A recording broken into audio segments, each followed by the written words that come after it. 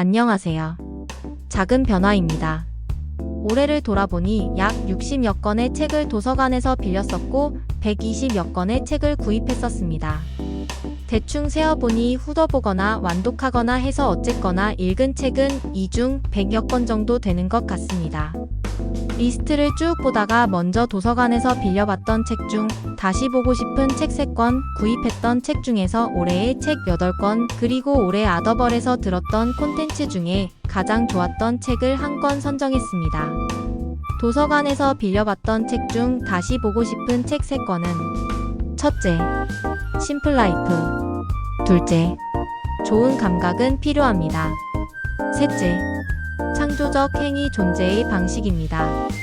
이 3권을 뽑은 이유는 책의 저자가 다시 만나고 싶은 사람이라는 생각이 들었기 때문이에요.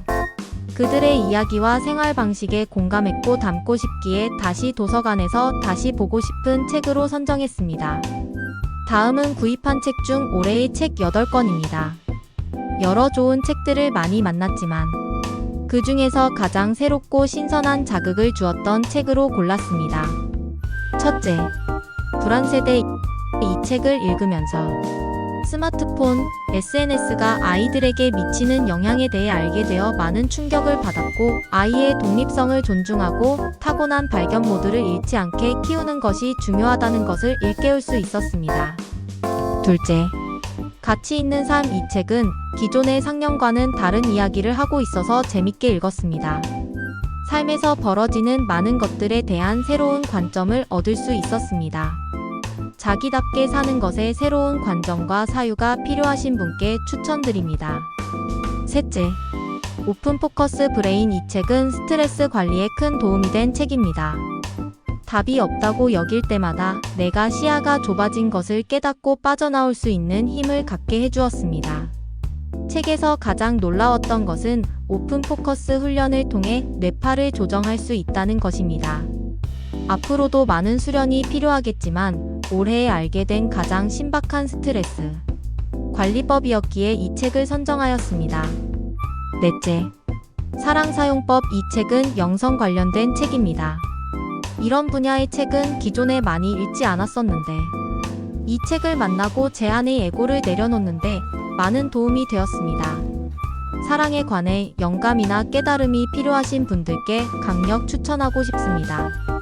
다섯째, 오쇼의 액티브 명상. 이 책은 명상이란 조용히 앉아서 하는 것이라는 편견을 깨준 첫 책입니다. 명상이란 어려운 것이 아니라는 생각을 처음 이 책을 읽고 하게 되었고, 오쇼라는 인물에 대해 알게 되었습니다. 일상의 틀에 갇혀 있다고 생각이 들 때 내 생각의 틀을 깨주는 책입니다. 여섯 번째, 글루코스 혁명. 이 책은 건강관리에서 혈당 관리가 중요하다는 것을 알게 해준 책입니다.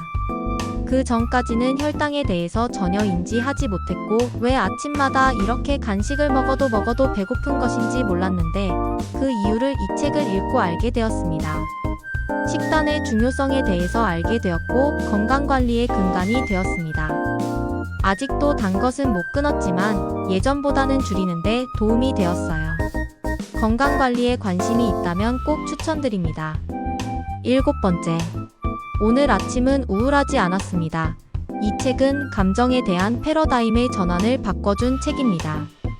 감정을 그대로 받아들이는 것이 중요하고 열린 마음의 상태라는 것을 알게 되었습니다.